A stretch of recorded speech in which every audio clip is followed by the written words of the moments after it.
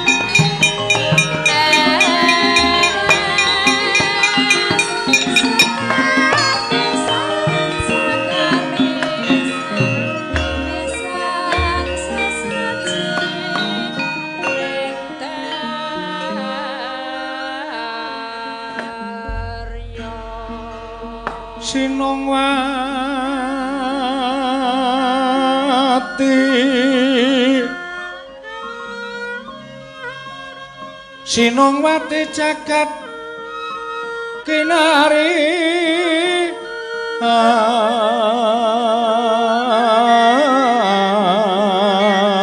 among mbak lumembak ombak ing samudra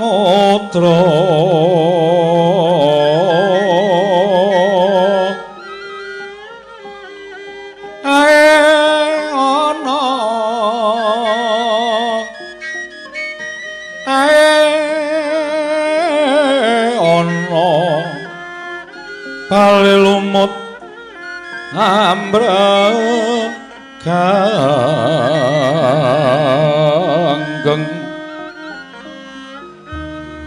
awita dencengan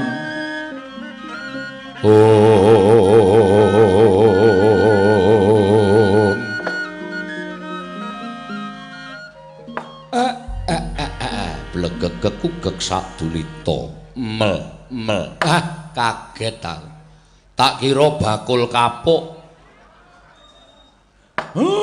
Putih-putih mlunggah ana ing pendopo, ora pangling.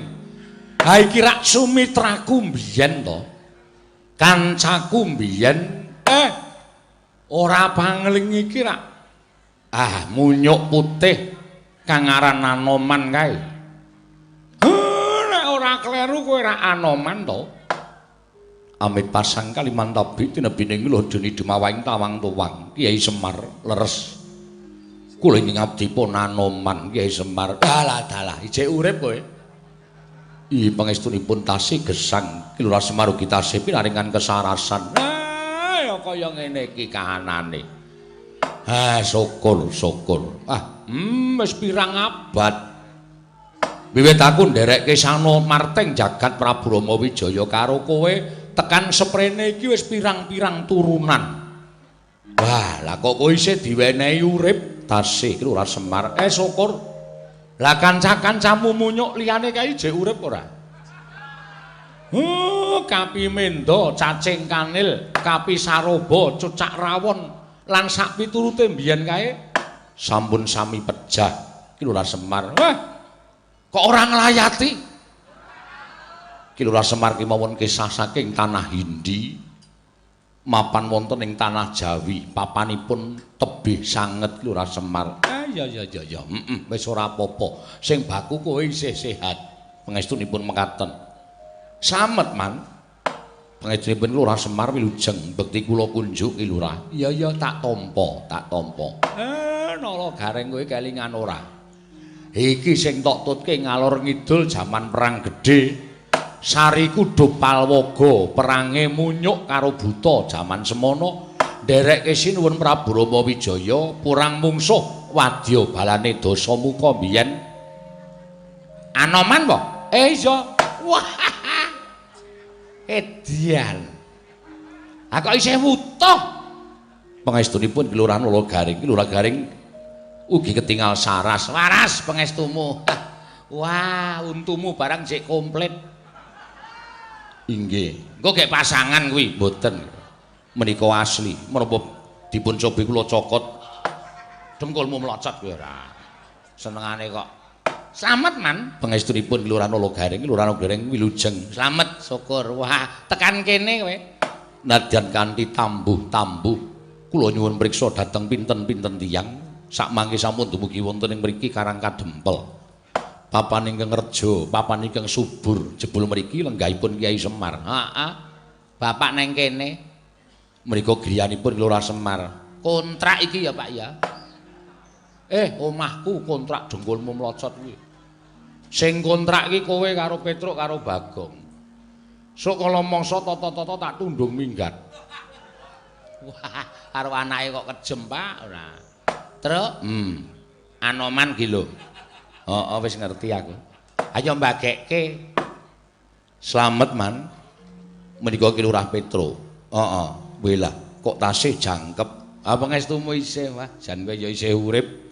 Tasih Ki Lurah. Wah, wulumu barang kok ya ora mbrodol. Pangestunipun mboten. Lah ya minggon rai le rada mbrodol ketara abing. Inggih Ki Lurah. Bekti kula kunjung nggih Ki Lurah. Penana ya man, nggih sampun mboten kirang prayogi. Gong Anoman ki lho. Wis ngerti aku. Ayo mbagekke. Kowe slamet nyuk.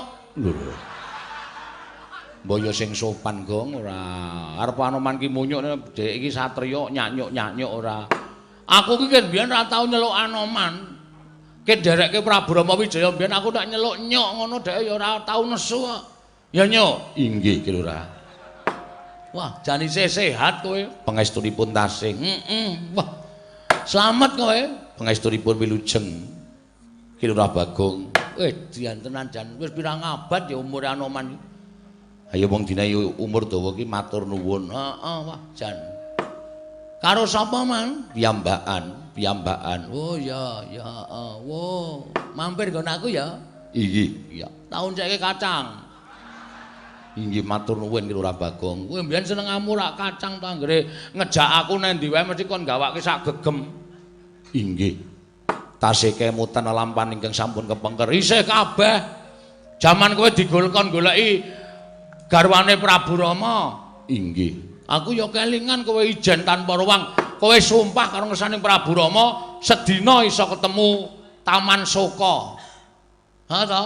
Inggih. Esuk mangkat terus kowe mampir nang alas. Kowe diracun karo si Sayem. Sayem sinten? Sayem Praba bojone Rama anu Dasamuka kae, kowe kon mangan woh-wohan terus kowe picak. Inggih, kuwi lah tasih gancar panjenengan isih. Terus ditambani ro Garuda Sempati ditetesi luwe, kowe iso urip meneh nyabrang segara disedot karo apa jenenge iki Jem. Sapa kae, Tru? Sing cangkeme ombohe lho. Togok dengkulmu kuwi. Kudu togok. Wong Jem kok togok. Anu kae lho sing nang laut kae lho. Wil katak sini Anoman disedot mlebu nang cangkeme wil katak sini terus peteng dedet kae. Terus Tiwikrama jebol wetenge. Seneng aku. Tekan Taman Soka diamuk kabeh. Bar ngekekke ali-ali terus Taman Soka digempuri. Buta akeh banget do ngeroyok Anoman ki meng do modar kok, Tru. Kowe melu ora to mbiyen? Aku melu kok tok critani. Oh iya ya. Percuma lah ku ngoceh ki mau. Wong aku ngetutke karo Gareng karo kowe kok sing ora melu ki Semar. Ah Semar mbiyen ya wis tuwa ngono kuwi ndak ngrepot-ngrepoti. Jan ngejak wong tuwa ki nek ora masuk angin wis wis dadak ngolesi minyak kampak. Ha iya. Prayogake, Man. Iya, matur nuwun Lurah Bagong. Heeh. Arep ngombe apa? Lho. Panjenengan kok lomo sanget. Lho ayo tamu adoh. Nek ora tak suguh ya aku dikira dirasan mbok rasani. Inggih. Kopi apa teh? Inggih. Nderek kemawon kula napa-napa purun. Kopi 3.000. Wah, tok komersilke gong kowe ora. Nek ora ngono ndak suwe ra ketemu Anoman wonten dawuh iki lho, Ra. Mestine ana wigati. Mara coba matura karo aku nek pancen ana wigati apa diutus karo pepundhenmu Sang Prabu Ramawijaya ing Pancawati. Ki lho, Ra. Ngaturaken ketiwasan. Sak pengker jengandika saking tanah Hindi. Inggih menika negari Pancawati Sang Prabu Ramawijaya katingal getun geduwung saklebeting penggalih. Pasuryanipun tansah katon rengu, goreh rungeh. Penggalipun boten jenak. Anggenipun ngasta bawat perintah negari Pancawati. Mila lajeng utusan dhateng ingkang abdipun Anoman supados angulari wonten pundi dunungipun Kyai Nayantaka. Dang wanggen kula kekalangan Malaya ngupaya wonten pundi dunungipun Kyai Semar sakmangke sampun pinanggih wonten ing papan mriki wonten suka lilaning penggalih Kyai Semar wonten suka lilaning penggalih lan kesdu paduka rawuh malih wonten ing Pancawati hangemongi dhateng Sanata Prabu Ramawijaya sak kadang kadeyan upami aja ngandika Kyai Nayantaka nggadahi panyuwun badhe kula aturaken dhateng Sinuwun Ramawijaya. Monggo Kyai mesahaken dhateng Kyai Sinuwun Prabu Ramawijaya menawi ngantos dangu mboten tinenggan dening Kyai Semar menika mangke badhe ngembet dhateng kasarasanipun Sanata Prabu Ramawijaya tanwandi alit badhe nandhang cintraka agengipun kula mboten wantun matur kula ingkang saking menika Kyai monggo sareng sak lampah kula dherekaken rawuh wonten ing negari Pancawati iki lho Rabadranaya. Mareka den prayitna semuri reseka bali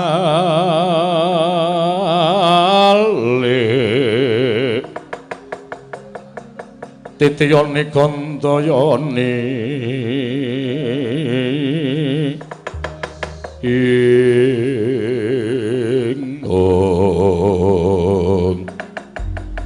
dereng ngantos paripurna ing Balwacana kasaro ingkang minggah wonten ing Pendhawi Paduka anenggawe utusan saking negari Ngastina Begawan Durapatih Sengkuni dumrajog tanpa larapan.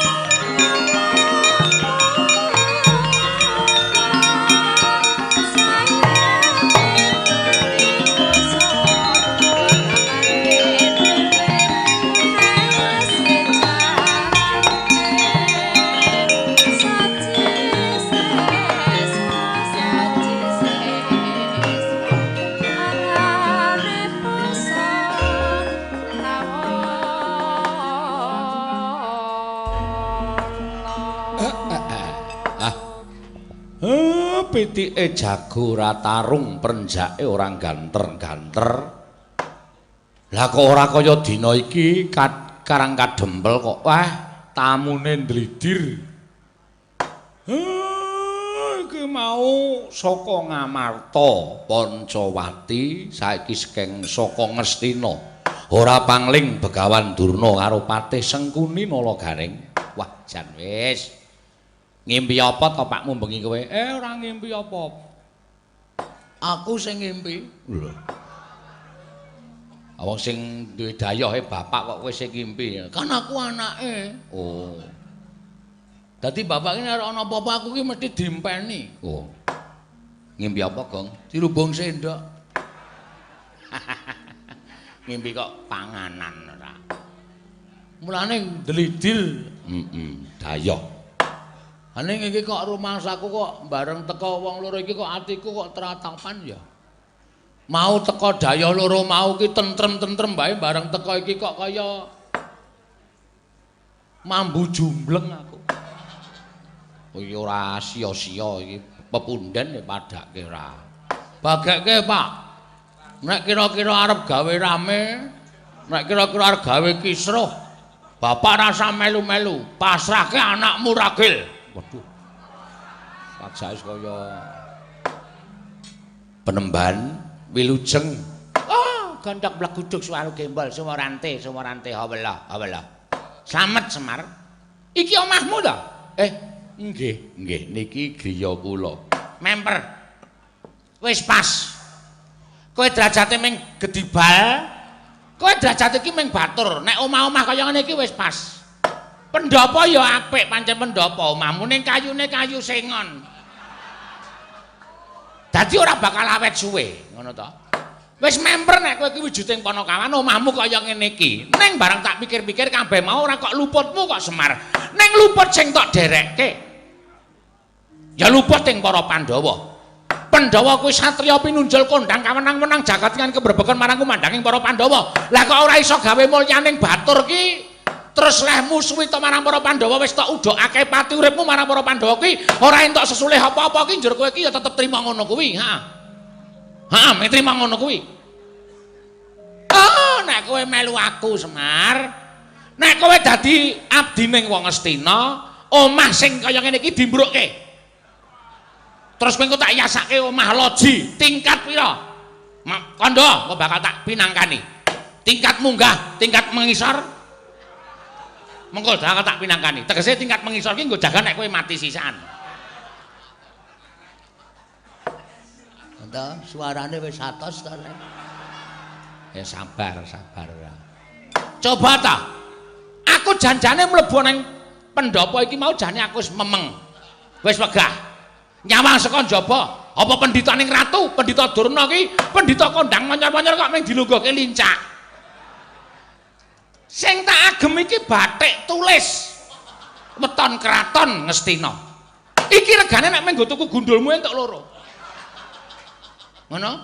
Dadi ki nek nggo linggo ning lincak mongko coba sawangen. Oh, lincake Semar kok ya apik. Empringe iki apik. Ning mbok ya pitik iki aja kon saba nang kene. Ana lincak kono teleke lencong. Apa pendhita apik-apik kok kon lungguhi telek lencong? Kakang Durna. Pripun? Le ngendikan sing apik mawon. Kula kok teratapan ati kula. Sampeyan nek suarane kaya ngoten niku mengke kriwikan dadi grojokan geguyon dadi tangisan. Mengke tak dadi grojokan terus sumpelane. Oh. Nggih, sakarep sampeyan,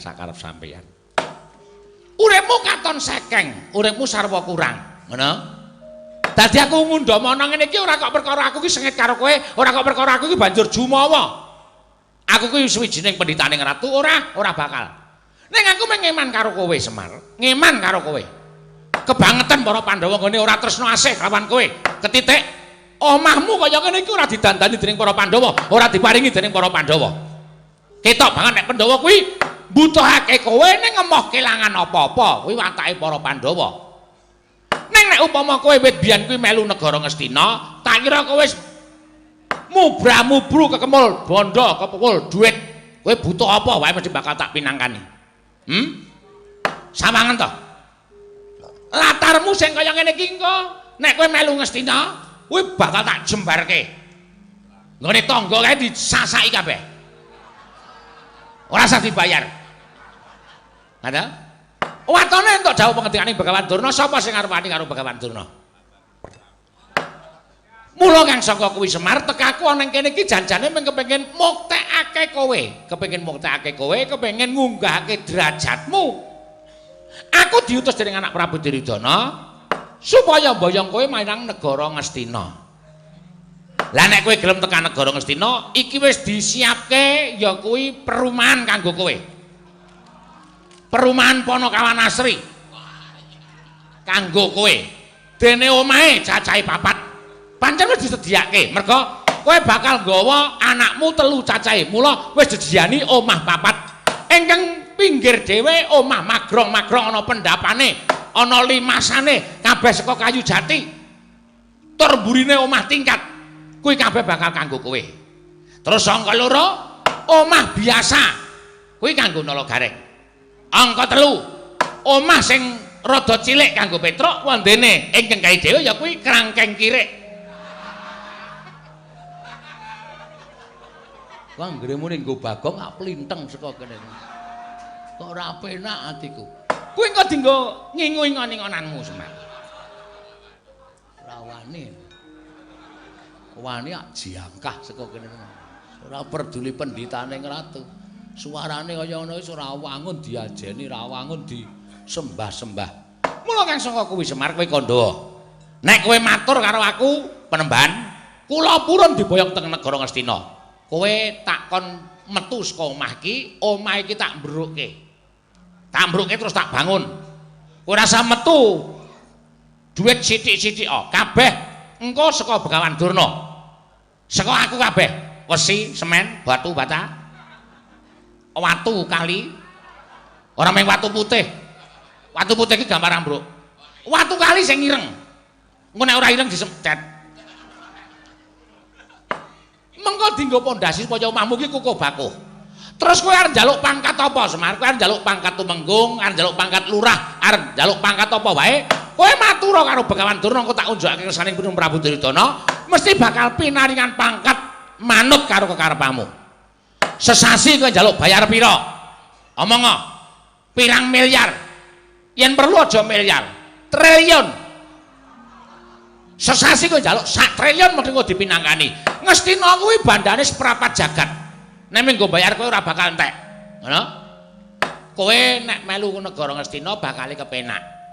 Wis ta, kepenak. Kowe nek lelungan mlaku to. Mongko mlaku kowe mung nganggo teken.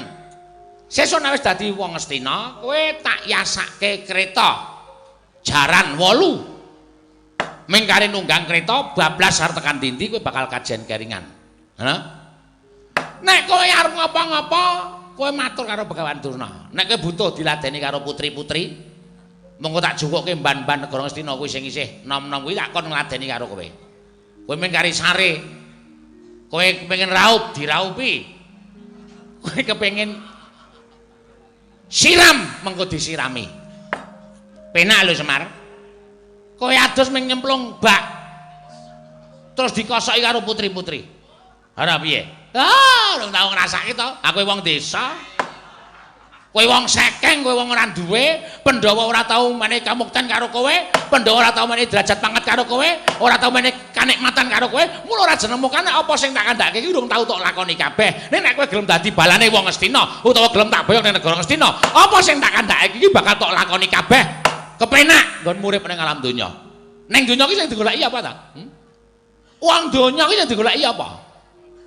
Nek ana wong sing ngandhake kautaman katentreman niku nek jaman saiki ping tak encepi tak kandhani. Jaman saiki wis ora ana kautaman.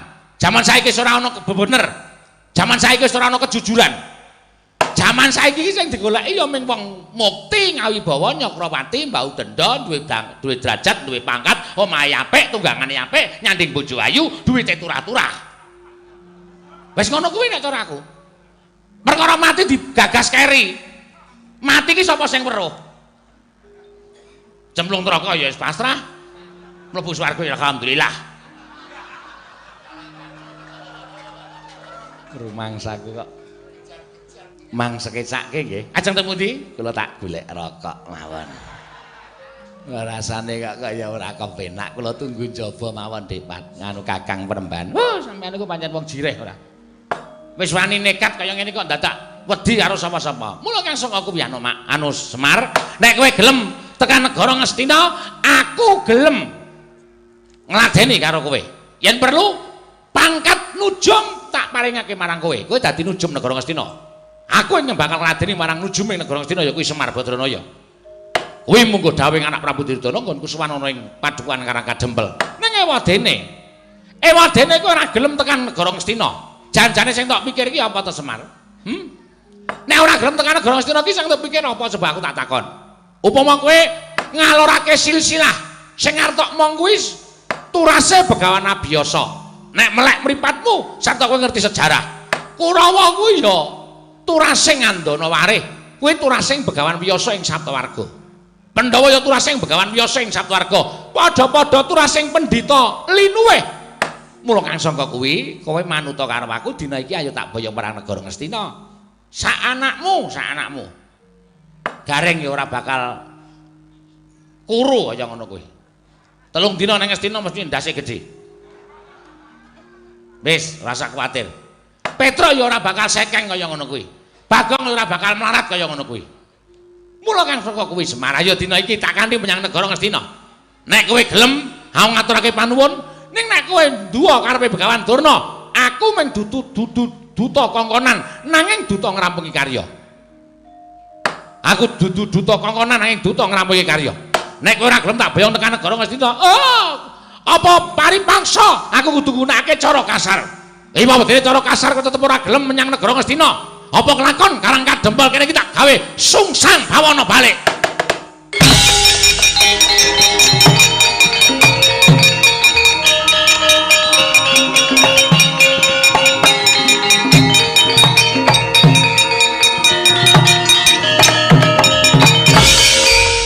Bagong kowe arep ngopo? Kowe arep ngopo, Tole? Aja kaya ngono. Diem. Dunak-unake Durna meneng wae kok bareng anake areng wangi kok malah bogang Bagong. Meneng. Iya. Aja to, Gong, aja. Petra. Sidem. Iya. Gong eling. Tekle meneng. Tak rampungane dhewe iki. Panusmaning jajalanan sukertaning bawana kok lara atiku suwe-suwe. Sabar ki ana watese, Penemban. Selagine Kulon Progoe duwe wates kok sabar ora ana watese. Sampeyan ngenyek bapak ora masalah, mang nyek sak penake dhewe. Wong bapak dasare ya wong ora duwe, bapak niku dasare kere. Ning kata-kata sampeyan sing terakhir iki sing ora iso diampet kemarane Bagong. Nesune Bagong wis ora iso diampet. Iki getih wis munggah tekan ndas. Neng nganti tak nengke wae iso ngalani aku stroke dadakan. Mulane ora tak salurke nganggo cara nesu ngene iki iso duwe lara penyakit darah tinggi. Bagong kowe arep ngopo? Ngopo? Gong, Petruk. Meneng. Iya. Wah, anggere muni sing nyaut awas ku ajar kowe. Ya wis ora. Ning kata-kata sampeyan sing terakhir niki sing kula ora seneng. Omongan sampeyan sing pungkasan niki sing kula ora cocok, kula ora mathuk, kula ora gathuk. Semar, nek kowe ora gelem tak boyong tekan negara Ngastina, tak cara kasar. Ewadene cara kasar kowe tetep ora gelem tekan negara Ngastina, apa kelakon Karang Kadempel tak gawe sungsang bawana balik. Ha niki. Sampeyan ngomong kaya ngono ki wis dipikir, Sampeyan ngomong kaya ngono wis dipikir. Apa dumeh sampeyan iku pendhita duwe derajat, duwe pangkat? Apa dumeh sampeyan iku pendhitaning ratu terus sampeyan dak sia karo wong cilik ngenten iki? Semaur, Dur. Apa terus sampeyan menang idak-idak karo cah cilik? Kaya ngene iki ya. Ketok banget sampeyan biyen dadi pendhita mergo nyogok rakyat kok kon nyoblos kowe, Soale kowe ora duwe rasa kamanungsan karo rakyatmu, kowe ora duwe rasa kamanungsan karo wong cilik. Wong ki nek dadine gedhe mergo pakarti sing licik, mesti ora bakal eling karo wong cilik kaya aku ngene iki. Setan kowe. Gong, ora ngono kuwi, Gong. Cerewet meneng. Oh iya. Iki ora iso dindakke iki. Bagong nek ngene iki aja kok menungso dewa medone tak mut ndase. Wah, Bagong nek ngono kuwi jan medeni tenan. Muni wis saiki. Ning beda karo Ndara Pandhawa niku beda.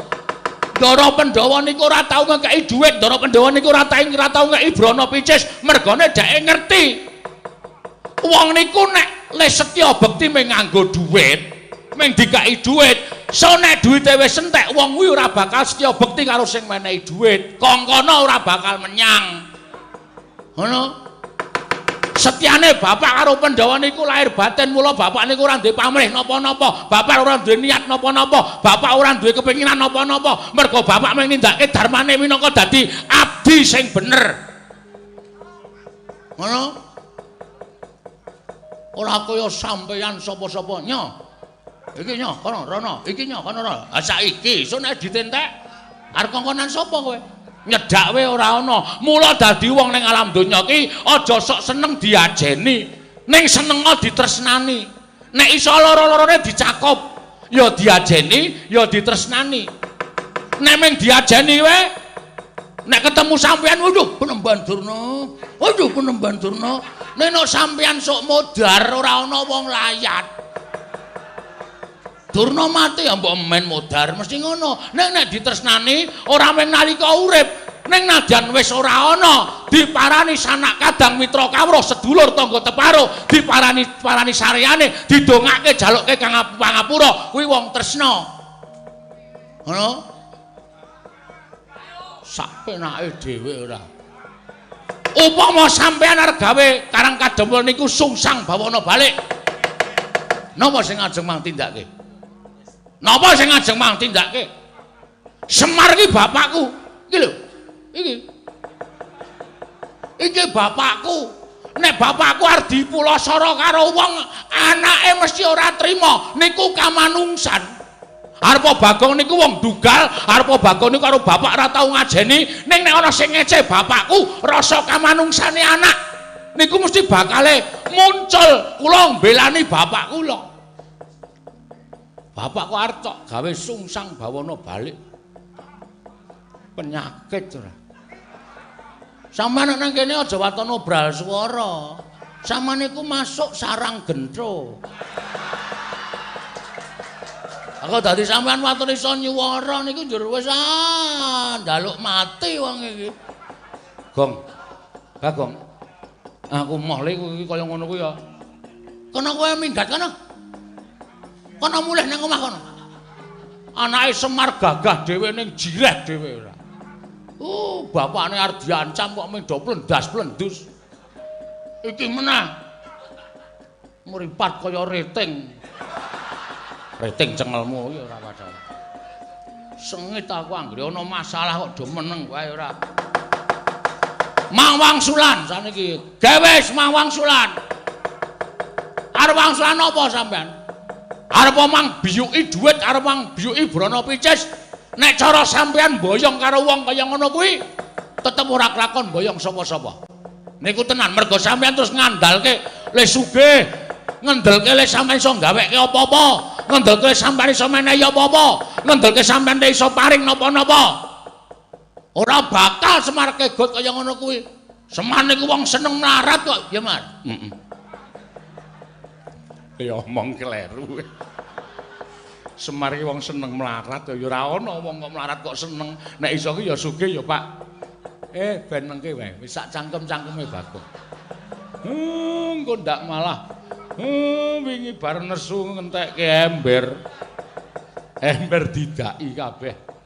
Ayo Mamang Sulan apa? Oh, yen ngono sing pepalangi karepe Begawan Durna, ming Bagong pancen tak sengaja. Sapa wae ora bakal iso mboyong Semar Badranaya. Luwih-luwih wong Ngastina nek ngendelke sugih Taunana Windanana ora bakal iso mbayang Semar Badranaya. Lho, nek kowe ngono wani karo Begawan Durna. Lho, ket mau ki wis muni-muni ki wis wani, Dur. Aku dadak saiki kowe takon nek kono kowe wani kowe ki pendhita blokon. Ngendi papane wong neter kadegdayan? Nek pancen kowe iso ngasurke Begawan Durna aku mulih ora iso mbayang karo Semar Badranaya. Weh, lah nantang karo aku kowe ora ngerti iki. Iki galine pasar pundong iki tak kandhani. Kowe nantang karo aku. Papane wong neter kadegdayan ora ning kene. Menyang endi? Menyang Kenteng Kawat Mlabar Waja. Jandon Bagong karo Durna men disekseni wong Seloharja. Menang sapa? Metu Jawa. Ora metu jangkah dina iki.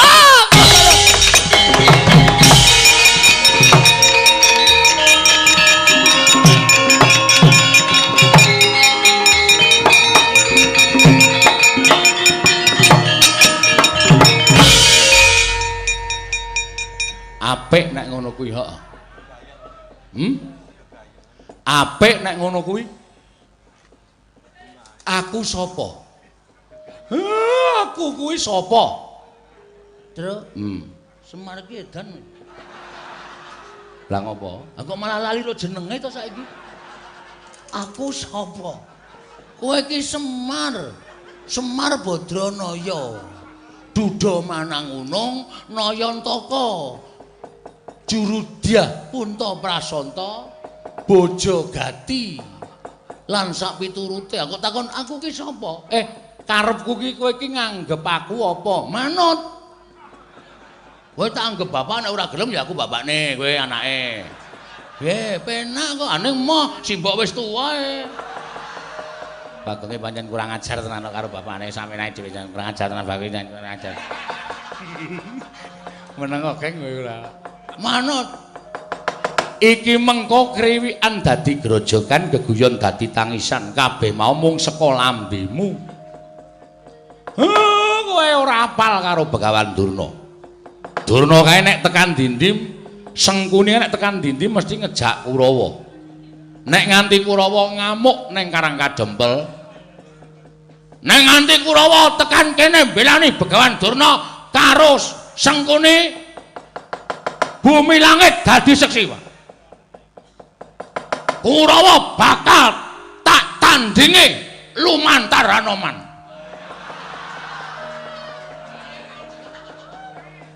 Oh, tempe. Tak kira ki mempeng ki wani tenan kok njur lumantar Anoman.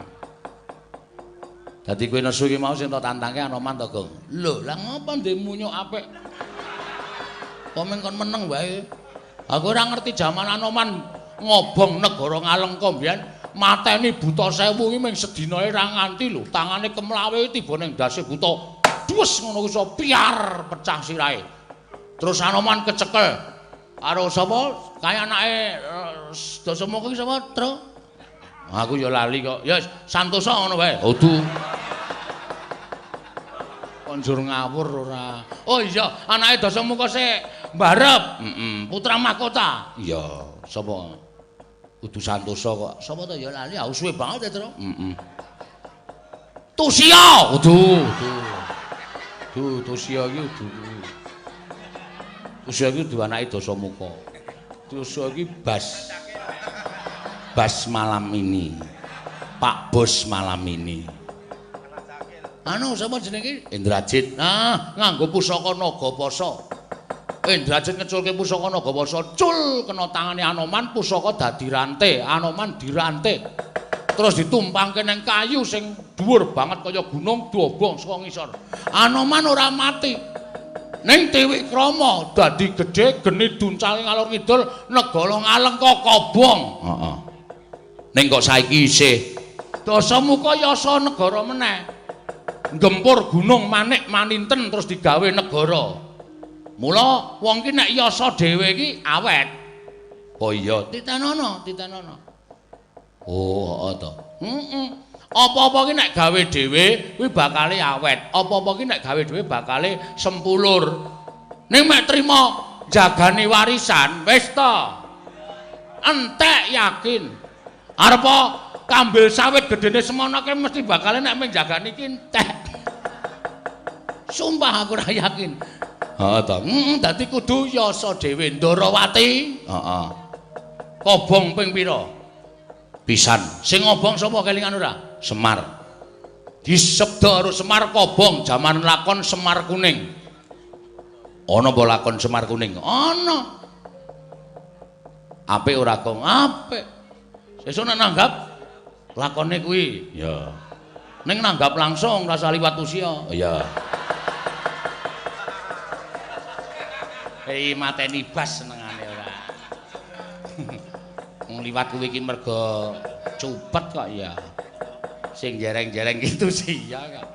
Apik kuwi. Kuwi Semar ngobong negara Ndarawati terus Prabu Kresna yasa negara Ndarawati. Mula tekan seprene Ndarawati iki jek apik wae. Heeh. Ngono ya, Gong. Ah iya. Anoman wonten dawuh, Yai. Digoleke mungsuh karo Bagong. Sinten? Kurawa. Kula sampun mireng kabaripun Kurawa nanging dereng nate njajal kadigdayanipun Kurawa. Ngendikanipun Kurawa menika watak angkara budi candala menawi pareng badhe kula jajal eneng dalane marginipun Begawan Durna iki mau pengareping Kurawa wis ditantang karo Bagong. Lah Bagong jagake kowe, waduh matur nuwun iki lho Bagong sampun saged madosaken pedamelan kula. Padha-padha nyuk. Inggih. Ning Kurawa iki akeh lho, Man. Kula mboten ajri. Kurawa iki 100 kowe mung ijen. Kula mboten ajri. Ken ngrangkepi dados 200. Kula mboten ajri. Wah, jan gleleng tenan munyuk siji iki. Ya mung ati-ati kowe aja nganti konangan Biraloka iso dikrangkeng kowe. Konangan Biraloka iso dikrangkeng ora. Menapa sampun dibembarengake kula madal wasilan mapangaken ridhanipun para Sata Kurawa. Mangkat to, Man. Mangkat to, wak dampingi aja kuwatir. Tak kancani, Man. Iya, wis tak kendhawen ning melingku lho. Dikapokke wae aja ana sing dadi korban. Engko nek kowe matek Aji Mangundri, Aji Laka. Kekuatanmu medeni inggih. Ning Aji Mangundri saiki wis dilarang keras. Sebabipun saiki do dienggo penyetrum-penyetrum kuwi. Kuwi yo nggunakake Aji Mangundri. Kowe iki nek nganggo Aji Mangundri sekali gebuk 10 nyawa melayang. Strum ki sekali pencet nyawa iwak 20 melayang. Aji Mangundri. Heeh, iki dagelane Pak Idris ora kelingan. Ha yes ben. Wong wis mati kok isih tok-tokke ora. Aku opene. Ya. Nyuwun pamit kula madal pasilan. Sing ati-ati aja kaya bocah cilik senggono niki.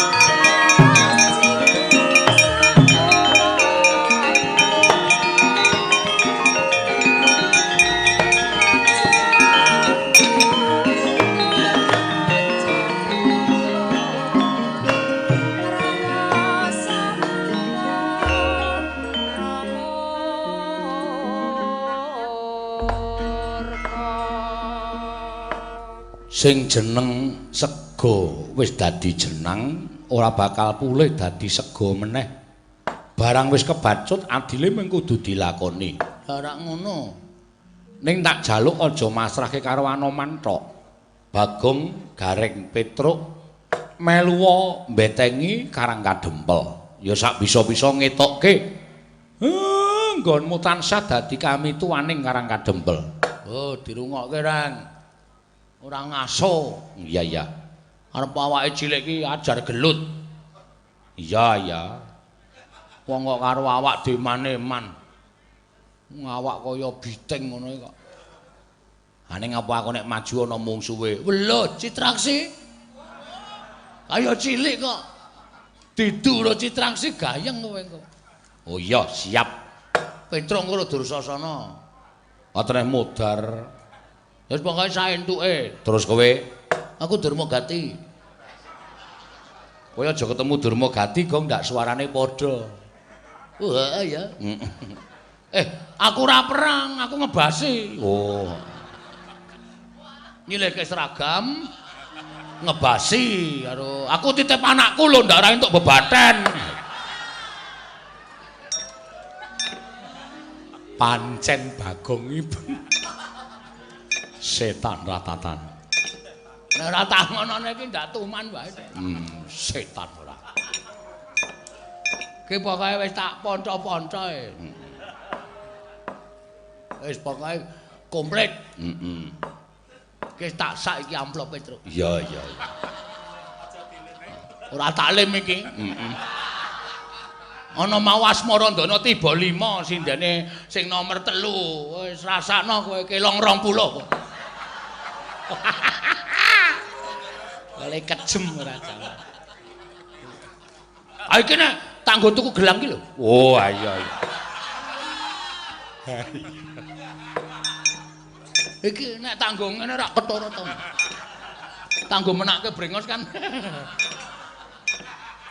Bagong ora cerewet ayo gawe wis. Iki wis wengi gak ayu apa butuhe. Aku tak maem. Heeh, Pak kowe wis disiapke bakmi lecek. Iya iya. Bapak ora maem anu ta, sela. Sela cengelmu kuwi. Ora maem nganu apa jenenge iki nasi kok sela. Tak gaweke mie lecek. Iya iya. Mie sing rupane kaya gareng. Mie lecek. Wis ben.